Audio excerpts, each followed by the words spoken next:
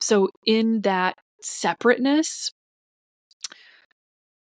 yeah, we could say I feel what it's like to have something opposed to love.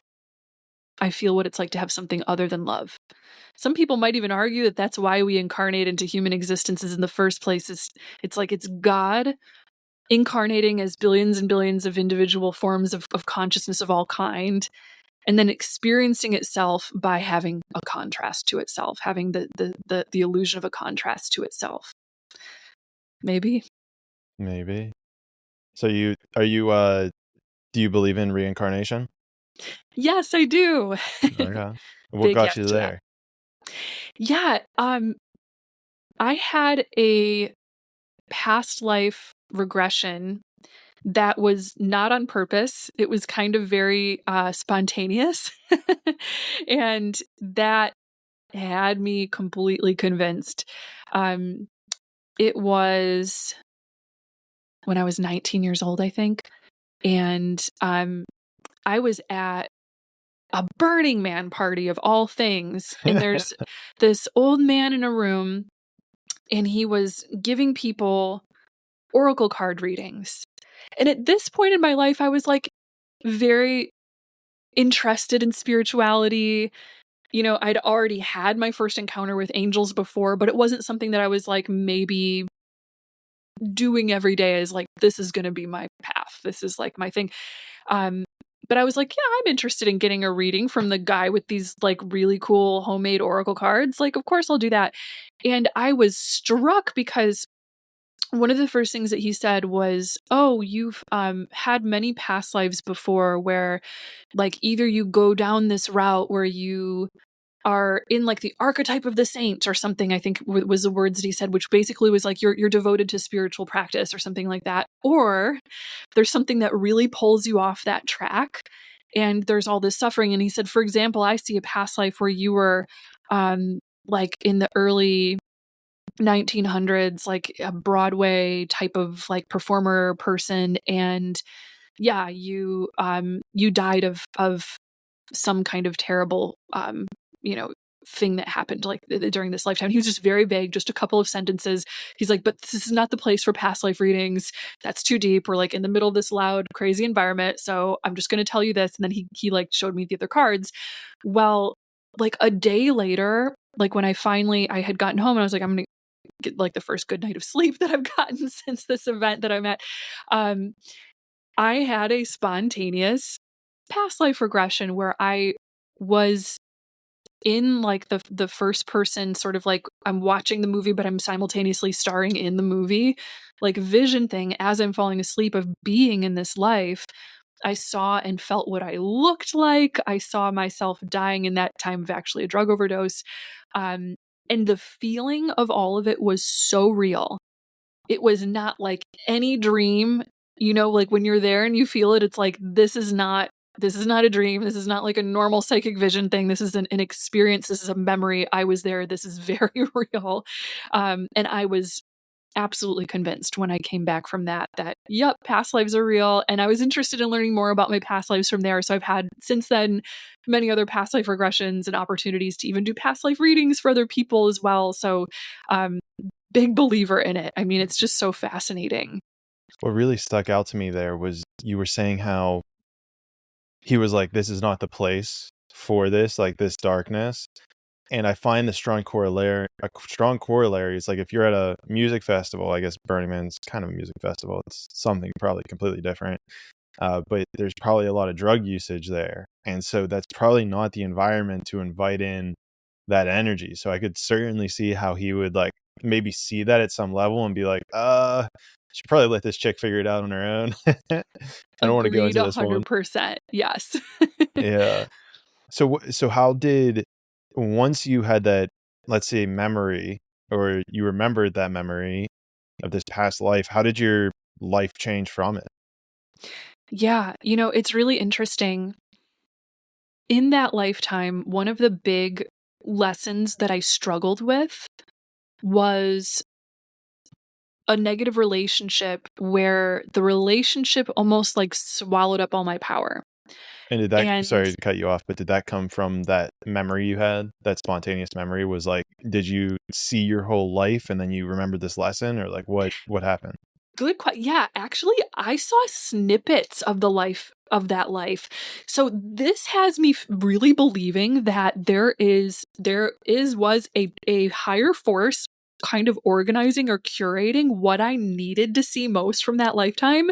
Maybe it was the deeper intelligence in me, maybe it was my angels and guides, maybe it was something else, but I was shown like the exact scenes of that lifetime that I needed to see to get the relevant information about the lesson. So I saw myself in a relationship with a man that was involved with like drugs during this lifetime. It was heroin, actually.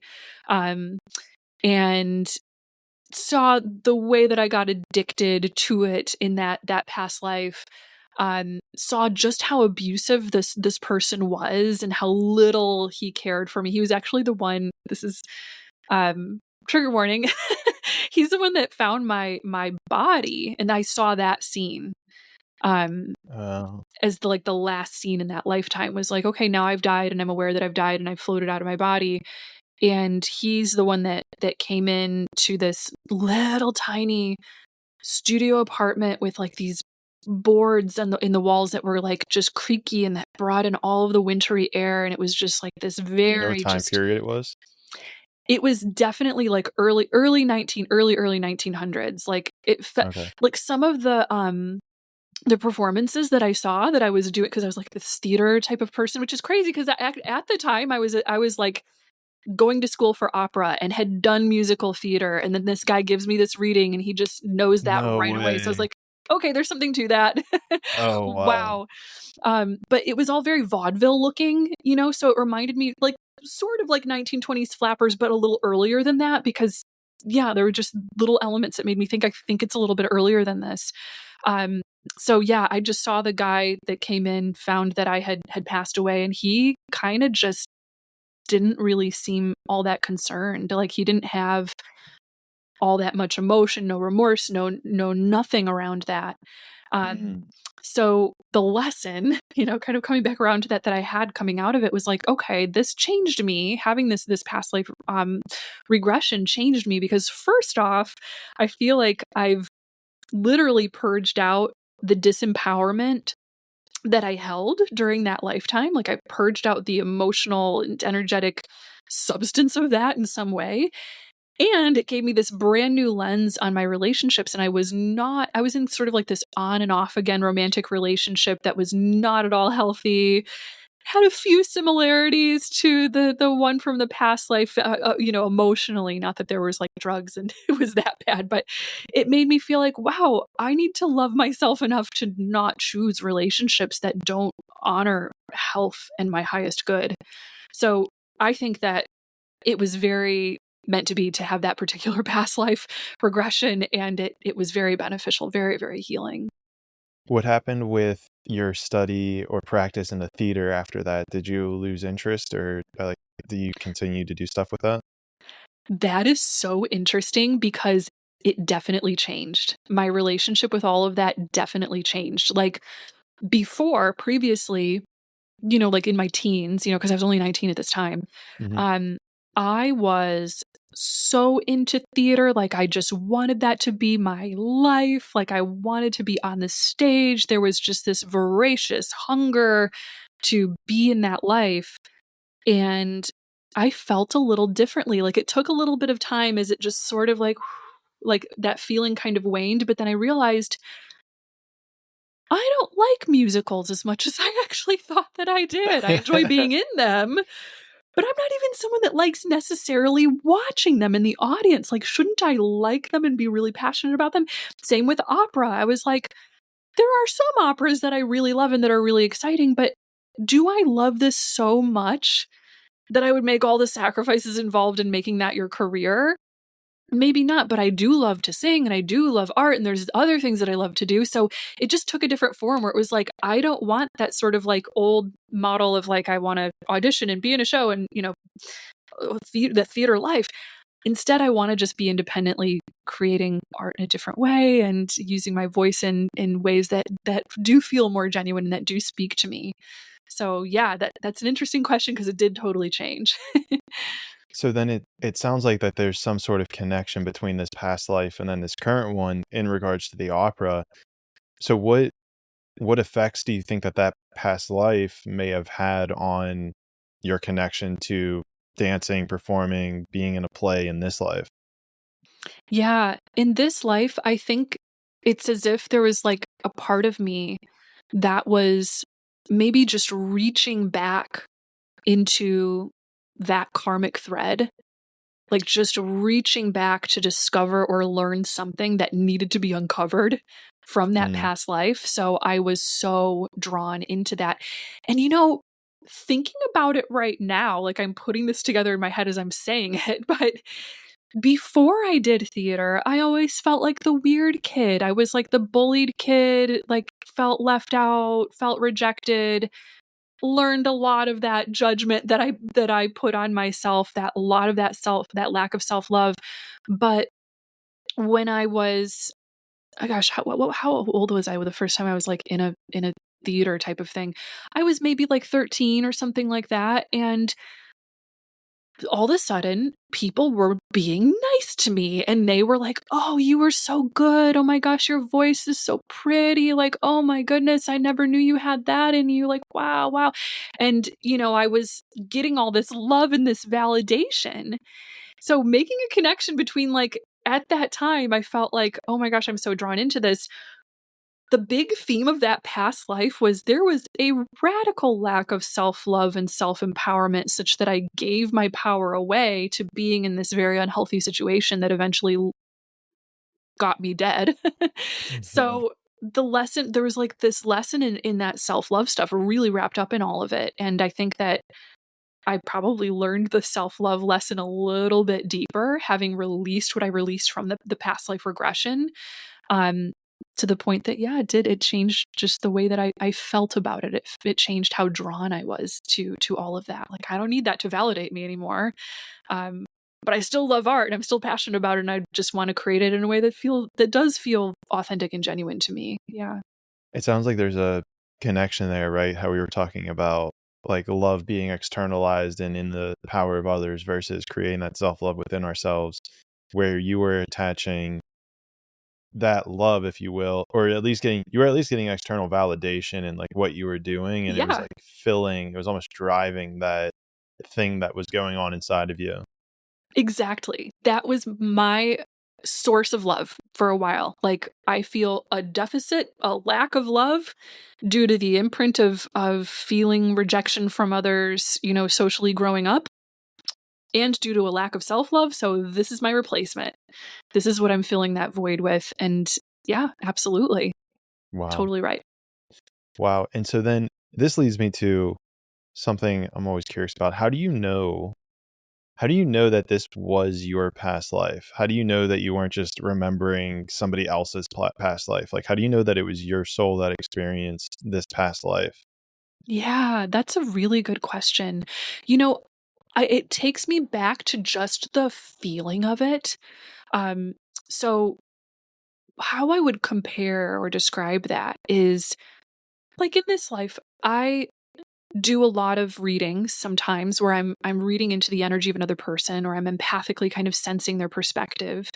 And there's such a difference between when you're looking at someone else's story, while you can have empathy and you can feel like, okay, yeah, I could put myself in your shoes, there's still maybe a degree of difference there. And I felt like this was me. Like, it just felt like I am plugged into a piece of myself. It felt so, again, like first person, like this is my experience. So I guess that's the only thing I have to go on is just like the conviction and the emotional validation being so incredibly undeniably strong. Yeah, that's an interesting way that you look at it, because it's reminding me, like, I'm sure we've told multiple stories here that people could be listening to. I know you've told stories where I'm like, "Oh, I can relate to that because X, Y, Z. I've had that feeling before." But then there's a difference whenever there's this like deep knowing that exists. Like you look back on your day and you know that you ate what you ate for breakfast. Yes. Like you just know. There's nothing you could come on here, Sarah, and start yelling at me. You did not have eggs for breakfast. I know you didn't. And I'm sitting here like, yeah, I did. I know I did. It's not Yes. a matter of relation. Exactly. That's exactly the feeling. Perfectly described. Yeah, that's crazy. Well, you're bringing up quite a bit about your like psychic abilities that you have and everything. And I know one thing that I read is that you were born with, you said I was born with extrasensory abilities. What does that mean? Yeah. Yeah. So in my childhood, I had extrasensory abilities, meaning that I would sense and experience things that were not always just of this physical reality. So one example is, well, I've got two examples.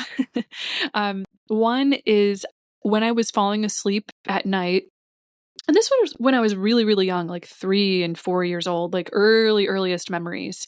I would look up and watch the fireworks, as I called them, to myself. And I thought this was totally normal that everybody does this. But I would see these beautiful bursts of light that were exploding and moving and floating around above my head, just in the dark, like on the ceiling, like in the air around me.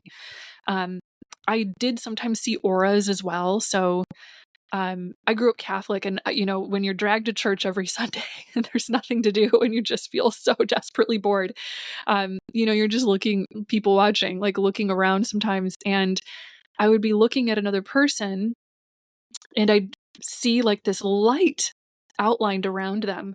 And sometimes in the light, I would see objects connected to that person's field, although I wouldn't have had the word energy field in my vernacular back then. But yeah, I'd see all these different things that were around people, and that would be really interesting. There was another experience actually that I don't remember, but that my mom told me about, that she said, and that really freaked me out. That like was very weird.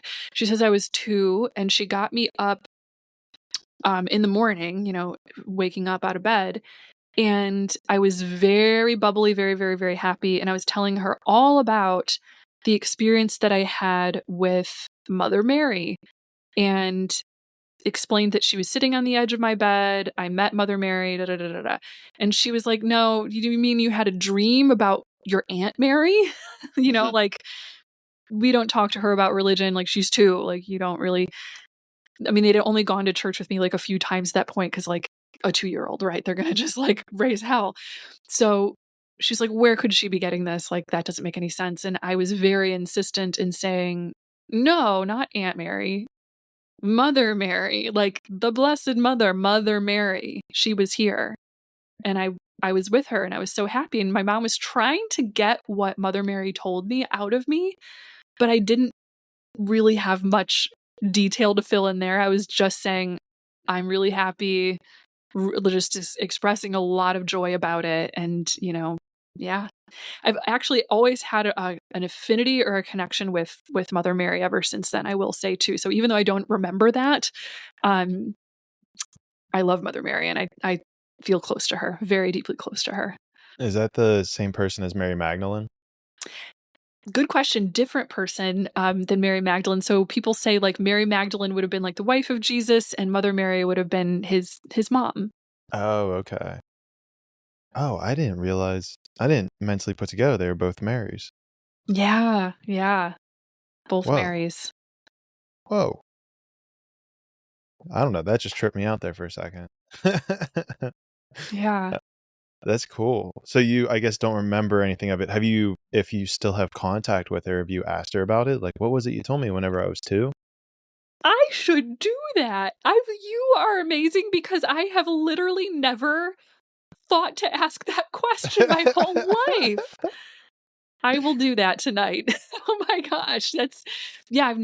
I never thought to ask. I always just kind of would think back on, that my mom having told me about that and just go like, yeah, she's definitely been with me. And like, that was like my little sort of like, you know what? I believe that probably happened. I trust that happened. And she's been there with me from the beginning. And that's all I need to take from that story. But I've never thought to ask that. That is a great question. Oh my gosh. Very Well, curious about that. I don't know if this is like presumptuous of me, but I don't know how long it takes to get into contacting her. Would you be open to doing it right now and asking? Sure.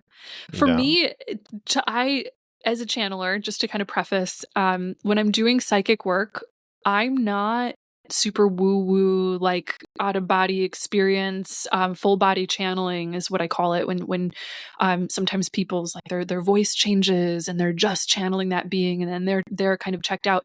I am a little bit more, not that I don't think that has a place, because that probably has a place and it's probably totally fine, to do that in certain contexts. But I think that it's a little bit more useful to be grounded. So for me, it doesn't take a lot of effort, doesn't take a lot of energy.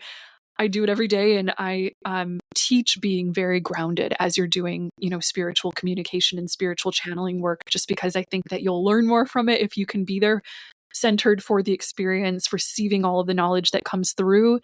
And especially if you're going to share it with other people, I think it comes through a little bit more relatable if the person is grounded and they're still themselves. So with that preface in mind, no, it doesn't take too much energy or too much, like preamble for me to get into it. And yeah, sure, why not? Let's see if anything comes through. I won't presume, but we'll see. So when I'm tuning in, I'll just describe what I'm doing mentally, kind of like narrating what I'm visualizing as we go. When I'm tuning in, I usually have a sense of different guides or angels who usually are standing around me in different positions. So like when a particular guide might come in, they might always be standing on my left or on my right side or something like that. Um, and that's how I'll kind of know them. I might see a color connected to them in my mind's eye, and feel a particular emotional quality connected to that guide. And that's how I can identify who it is. For Mother Mary, since she's been a guide for me for a very long time, for many years, when I feel her come in, I'm drawing her in from above. So I'm describing that that's what I'm doing right now. I'm pulling in this sort of like feeling this presence and this energy from above.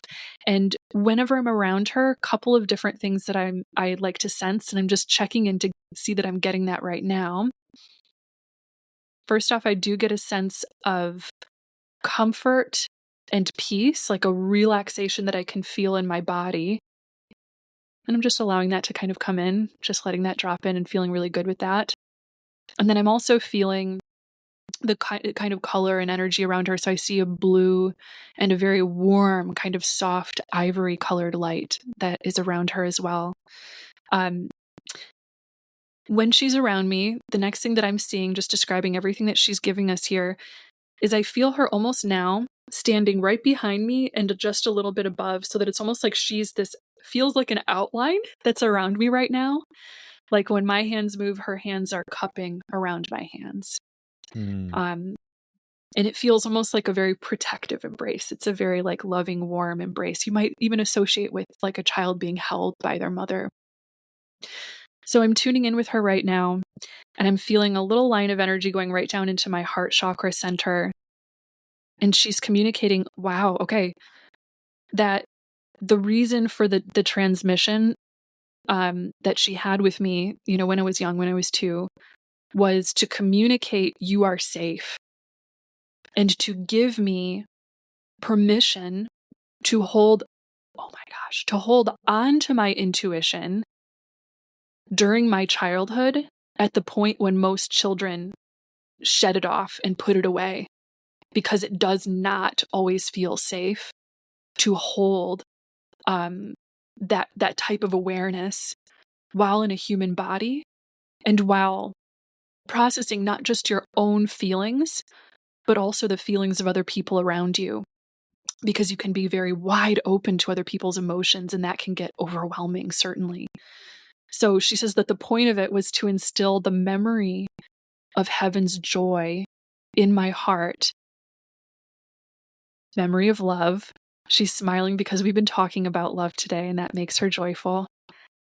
So that I would remember that it's safe to be like this, to see, feel, know, to hold sensitivity while in human form, which would help me later, she's saying, to wake up on time and to wake up a little bit younger in my spiritual gifts than a lot of people do.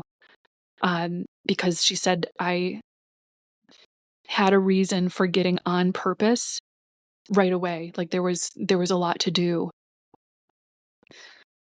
Yeah, and And I I'm think just saying thank you to her now mentally. And then I'm just kind of feeling her there, stepping back. So she'll be here with us if we have anything else we need to ask of her.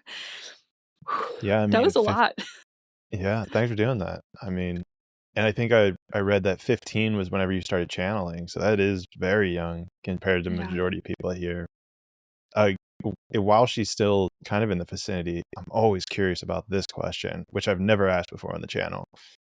Jesus and then his wife, Mary Magdalene, did they ever have a kid? Okay. The emotion coming through from her is so good. It's so good. Sometimes I just get really overwhelmed because it feels so amazing to connect with her, and with the angels too. But she's saying yes and many. Yes, and many. She says that this was a huge part of their purpose at a soul level and their spiritual development and of their teachings. This is me reflecting on this now. I think it's kind of crazy that we lost that particular detail out of Jesus's life, but there was a whole chapter, a whole part of his life where being a family man was, I mean, a huge part of what he was teaching. Like, to give the example of like a family, being in the fold of a loving family was everything to his teachings. He was teaching the consciousness of love, and the consciousness of love is nourished at the family level. So just like we were talking about earlier, oh my gosh, I feel all these connections going back to like earlier parts of our conversations. But when we were talking about like little kids, like they come into this world and they're so open to love, they're so ready to just love very easily. You know, that's like our natural state of being when we come into this world, kind of thing. Well, the longer that a family can keep anchoring this safe, sustained, open state of love with one another and the relationships inside of a family, the stronger that that child is able to then grow up and take that consciousness, that energy of love, and live a very empathy-driven, loving life. So yes, he had children, is the short version of that answer, and there is a purpose behind it. So interesting. Is there a purpose that it's not something that's widely discussed, or even the counter is widely projected that he never did? Yeah. I'm tuning into Mother Mary just instinctually because I want her feedback on this, as well as I'm like, you know, I've got my own suspicions, my own thoughts about this as well. So I'm like gonna kind of mix the two, or reconcile the two. Feeling in from her perspective, she's just in this perspective that is absolute constant compassion for humanity. And she says that there is so much storytelling, we could say, like I don't want to call it lies because she's not calling it lies. She's calling it almost just like distorted storytelling that is around Jesus's life, is around like the With legend narrative? that is Would a good Jesus. word Yeah, be a narrative? lot of narrative. Yeah, where in order to spread the story around, people had to draw from what they already knew. So we gave him qualities of the gods that we already knew in, you know, kind of the legends and the archetypes that were in the religions and the mythologies of the day. So there was a lot of that got picked up into his narrative. There were also, unfortunately, and this kind of takes me into my territory where I'm like, I suspect that this has a part to play in all of it too. There was also a time of moving away from feminized spirituality. Um, and that was coming up, that was happening in conjunction with the rise of Christianity. And this is probably, like what I'm sensing and feeling is this is like long after he was dead, like long after he's dead, like this person has become like mythological legend status now. And there's just all these stories layered and packed around him. And depending on what culture you talk to, like they're going to have a different version or a different feel, a different idea around all of this. And I'm even being reminded, and I'm getting like a little psychic tap on my shoulder around this. They're saying, remember, like the story of Isis and her child is almost parallel, like similar to like Mother Mary and baby Jesus. Like we're like picking up old things and we're like planting them onto this story. Well, so back to the part where it's like we get to a time where we're taking the femininity out of spirituality. That was about control over. I'm being pulled. This is so interesting because it's my speculation, but then I'm feeling all of this like psychic guidance kind of coming in too. So just know that the two are very combined with what I'm describing right now. But I'm being pulled to the Roman Empire specifically, and the way in which, of course, they're like accredited to spreading Christianity once like the Roman Empire switched over from like the polygamous, or not polygamous, that's marriage, the polytheism that they had to now, okay, Christianity is the official religion of the Roman Empire. So they're the ones that like spread that around originally, and their main goal was dominion. Control over, power over. You have to have authority in order to assert control or power over, right? So in order to do that, you have to say there is one source from which you can find this spiritual religious truth, and you can't find it from other sources. So we're going to take you out of nature, because again, we're looking at like a lot of cultures and societies that had very, again, like sort of like feminine led spiritual practices, which take you into nature. Let's go out of nature. God's not necessarily there. And we're going to put God inside of a brick and mortar, building. And God comes to you through the hierarchy of like, there's now a priest that's going to tell you what is spiritual truth. And so that's sort of like we're taking that like feminine out of it. And if we have to take the feminine out of it, then we have to get rid of all of the stuff that, is maybe connected to Jesus's life that would take the authority away from these maybe like priests, right? So we have to take the Gospel of Mary Magdalene out of the scriptures completely. We have to turn her into someone else in the narrative. So maybe she's not his wife and she's just this like person that he saves or he helps, right? He's the story was like, oh, she's like a sex worker that he ends up like helping or forgiving or saving or something like that, right? So we're changing the story about who she is, because we can't have the power back in the hands of the goddess, because that's what these people know in their pagan religion. They're going to assign that to this religion that we're trying to use in the psychological dominion and authority that we're asserting over these people. We are Romanizing the world, and we can't do that if women are in power, because that's already that's going to take them right back to their roots. So we're taking them out of their roots, and that's why we have to take the family and the wife out of it, and just make it about listen to your male authority, and that's what you get. Wow. Yeah, there's a lot of parallels here, because I have been diving into like the Gnostic texts. I'm not sure how familiar you are. Gospel of Mary Magdalene is one of them. Yeah. And another one's Gospel of Thomas. And I kind of did write my first book around it and breaking it down. And a piece of that is pursuing God through the idea of wisdom, or his manifestation of wisdom. And the crux of it is that there's a divine spark of God that lives within all of us. So a huge reason that I kind of allude to, I try to say that it's not on purpose, but it might be, you never know, is that they left out these books, this idea that you can find God through wisdom, because then you don't need this priest to be this intermediary between you and God. And it's touching on exactly what you're saying right now. Yes, so I guess I also totally. partially wanted to plug my book there. So Oh, guys, that's go buy my great. book. But speaking of books, and this is maybe more of a question for Mary, did she like, because all of this, like for me, intuitionally is like, there's something here, like, yes.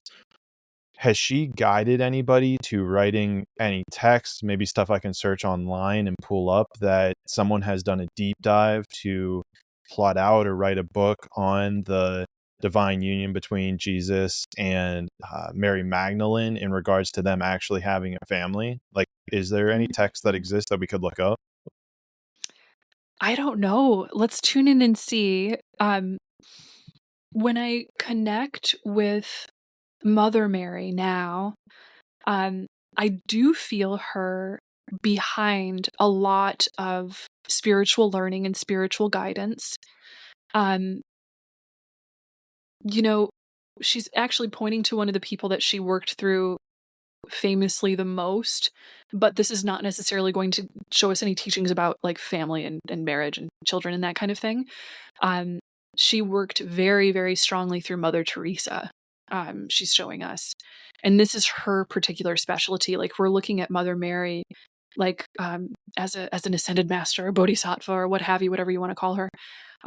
She is someone. She is a soul that has great compassion for the people that are suffering the most in the world, and this includes the poor, people that are experiencing extreme poverty, um, as well as those that are experiencing illness, like just great suffering around these major issues. And her heart usually goes out to children, so she's always at the forefront helping to heal children. And then she's also saying protecting the inner child as well. Um, she likes to stay behind the scenes as well. So while there's some people maybe that might channel her and write something of her, I'm not sure. I haven't read anything myself that was like someone saying like, "Oh, I channeled Mother Mary, and this is the book that I wrote, having channeled Mother Mary." Maybe it exists. It probably does, but I haven't read anything to that degree.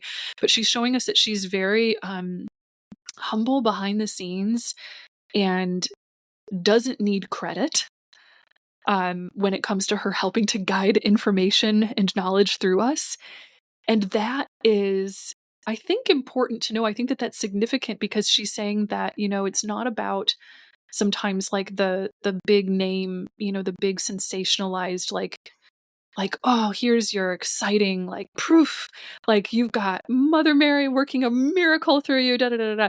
Of course, famously there are like a lot of different like Christian or Catholic stories about people, like even into like fairly recent like modern times, where people have seen, little children, it's usually that'll see visions of Mother Mary, and it makes this beautiful difference in their lives. And so yeah, I mean, there are moments that are big and splashy, but she's saying for the most part it's not about like worshiping the hand that's pointing at God.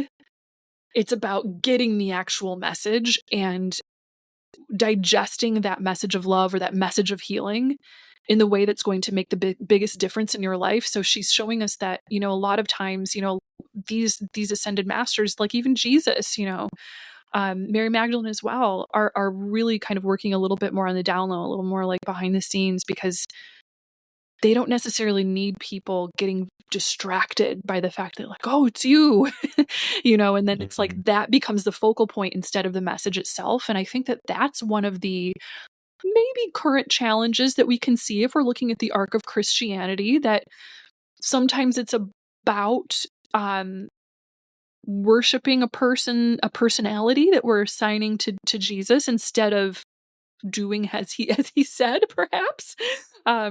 So I think that, maybe whatever channeled work they're doing or whatever's connected to helping to spread Christ consciousness, which is really, I think, another word for love consciousness. I think that it's more about giving very authentic, genuine, down to earth human experiences that they don't need like credit for, kind of thing, if that makes sense.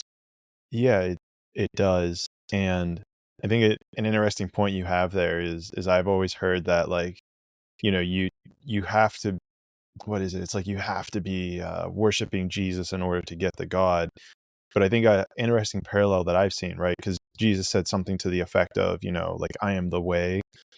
And I think what he was referencing was that Christ consciousness, or that love consciousness, as you put it, which is the way. It's not that his mortal being is the way to get there. It's the state of being. It's the consciousness. It's the metaphysical understanding, or the density of his awareness or consciousness that we need to get through in order to reach God. So I do think that that's a very important point. And maybe because it's interesting, that answer wasn't exactly where I was expecting it to go. So maybe I need to reword the question in, taking Mother Mary out of the picture, or taking Jesus out of the picture, taking any of the ascended masters out of the picture. A better question would be is, are there any books or documents that exist that would give us a more enlightened picture or a deeper understanding of the relationship between Jesus, Mary Magdalene, and their kids?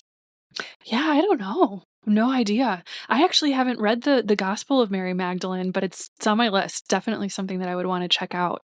I put that on the list.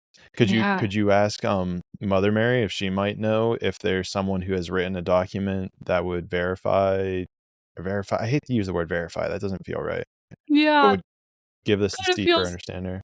hmm, I could try, but to be honest, I got the answer that I got the first time. So I don't know that I'd get anything different than that.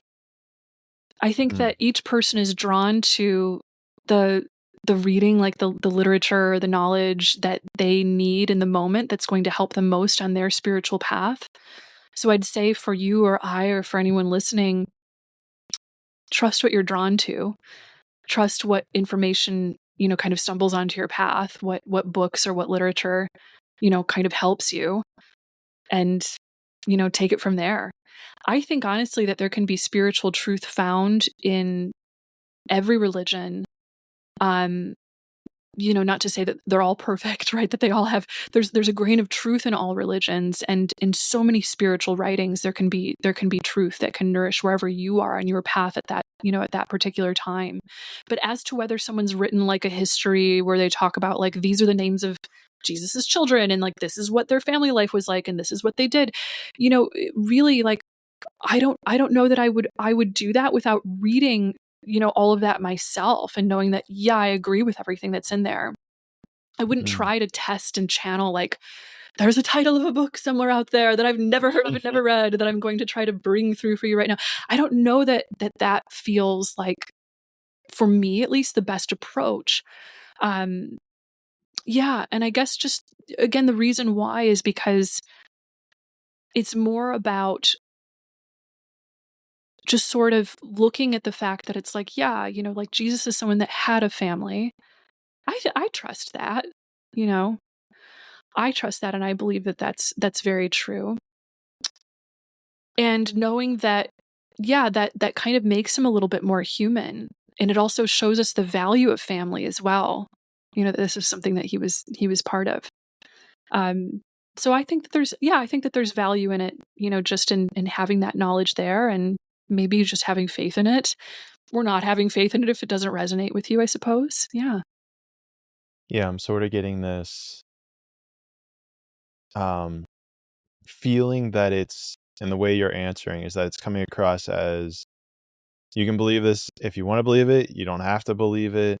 And if it's on your path in order to more deeply like find the physical text or find the physical thing, then It it will will find you. appear. Yeah. Yeah, it Yeah. will appear in your reality somehow.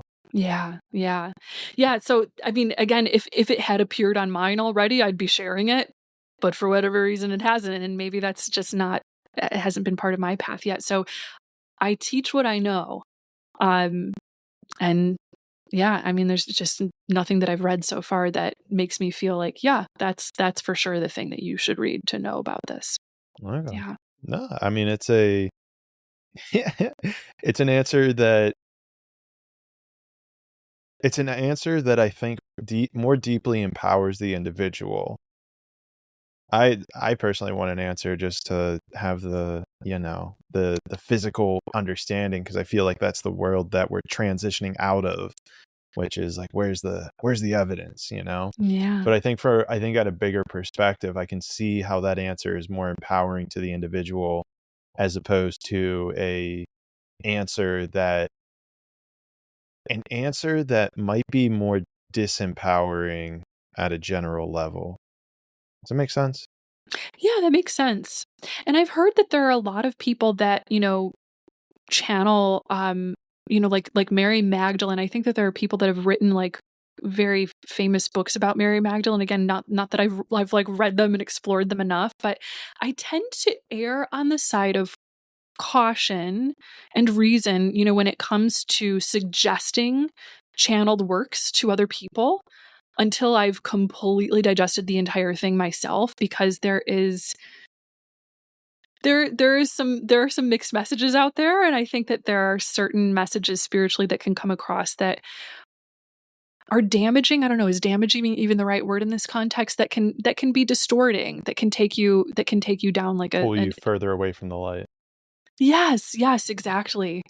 Exactly. Um all channeling. This is how I describe channeling. It all comes through your own consciousness. So it is not the same. Even people that are doing full body channeling, it is not the same as having that entity in front of you, like talking to you. If someone's channeling a message from spirit, then it is flowing through the deepest part of our human consciousness. It is flowing through like the collective mind. I think that that's the deepest part of our consciousness as human beings, is the collective mind. And you could even call that the spirit world if you wanted to. And then that channeled information or energy goes up into the subconscious mind. That's where we contain all of our biases, our beliefs, our memories, our what have yous that are in our subconscious mind. And the channeled information has to make its way through all of that to make it into your conscious mind so that you can channel it. And I mean, I don't think that there are any perfect channelers out there in the world, myself included, because you see what you see what you can get. And when it's useful and when it's healing and when it creates a positive difference, wonderful, good. But always read it with that knowledge that it's like, this is still coming through a human filter, where we've got all of the, like subconscious memories, biases, preferences, etc., like beliefs that person's holding on to that could limit the amount of information that might be coming through. Or even put a spin on things that might not be, again, like spiritually helpful at the end. Like if we're looking at like the idea of some of the channeled works that are out there.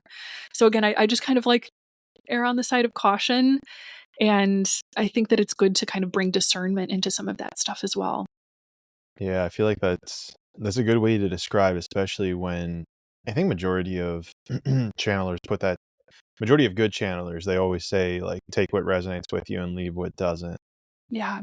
Yeah. Yeah. And I've heard it like, there was a very famous psychic that I heard speak one time that said like, it's like 80-20, like 80, like take 80% of this and, like the best psychic channeler there might be 80% of it that could resonate with you, even if you're in a lot of agreement with that person or feel very resonant to that message. But there might be 20% that for whatever reason, whether it's because of how you're interpreting it in your mind receiving the channeling, or whether it's how the channeler is expressing it as it moves Mhm. out through their subconscious mind into their conscious mind, it might be a little skewed. It might be a little distorted. It might look almost like a funhouse mirror where you look into it and you look like you're shaped totally differently. And so we can miss the mark a little bit because we're human. And that's kind of like how our consciousness processes things at this stage.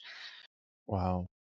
So then, and I can see how there's a, you're channeling, it sounds like multiple different beings. I think I've seen on a couple of your things where it's like Archangel Michael, or in this case, Mother Mary.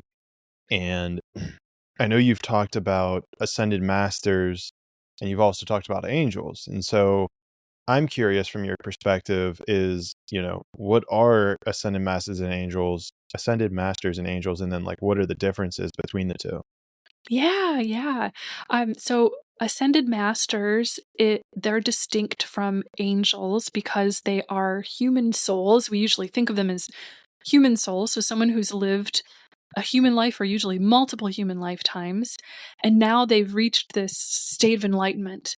And they're here watching over humanity as we work towards that enlightenment. They're guiding from that mindset. So another, actually, like a synonym would be like bodhisattva, like if we're looking at like a Buddhist model for it. So that's the enlightened soul that chooses to stay until all souls can join them up in that enlightened state. So that's the ascended master. Whereas angels aren't humans. Typically, like you think of an angel as a direct extension of God. So they're a direct extension or expression of the highest consciousness.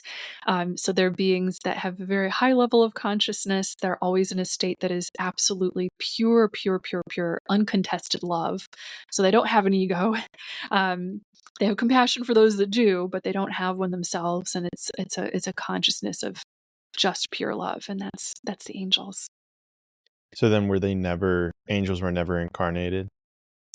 No, typically no. I've talked to many people that have had the feeling or the intuition or the memory of like, I think I'm an incarnated angel. I think that I was an angel once, but now I'm on the human path.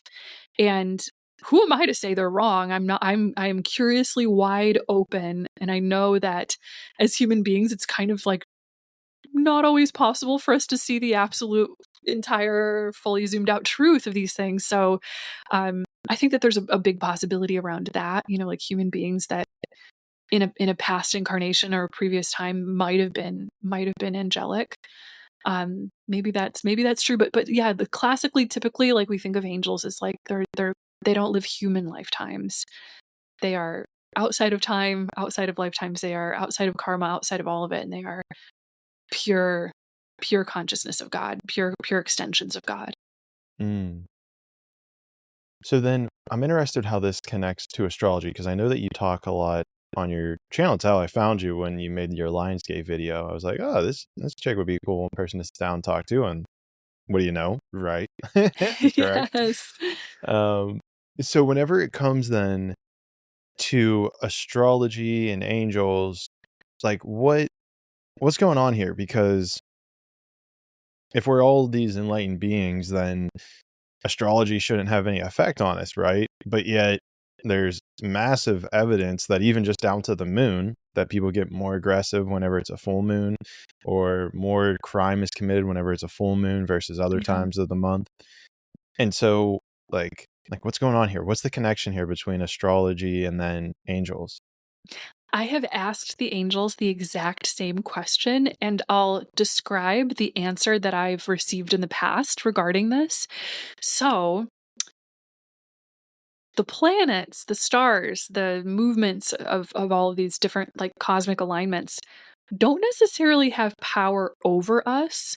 Like when people think of astrology as like this system that um, describes like, okay, these planets are like influencing me and they're determining my personality and that kind of thing. Like, no, I don't believe that. I don't think that that's true. I believe in absolute free will. Um, and I have a very different view of astrology.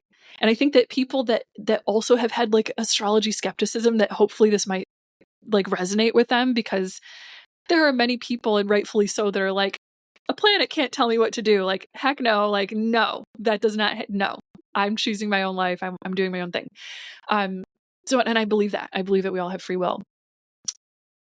When we're looking very deeply into anything, especially into some expression of nature, we're going to see incredible harmony. We're going to see the incredible systems that make up reality. And you could do this with anything. You could do this with math, with music, and see just this deep harmony, this deep like symmetry to the way that like the structure of the universe works. And you could just spend your whole life exploring that endlessly. So when you're looking at something like astrology, you're looking at like, okay, there are planets that are like orbiting, and we're from Earth, from our vantage point on the Earth, we're seeing them in these different alignments. And for thousands and thousands and thousands of years, our ancestors from every single continent where human civilization has existed on the planet have been looking up at the stars.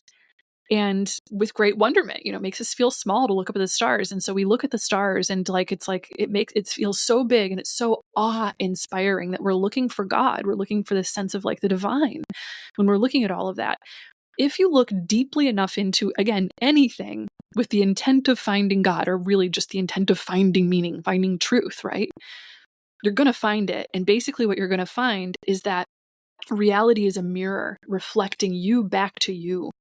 So if you are an incarnation of God, you are a piece of God, living this individual human temporary lifetime, then when you're looking and gazing deep into the stars, if you look deeply enough with an open enough mind, you're going to see that there is a symmetry and a harmony here.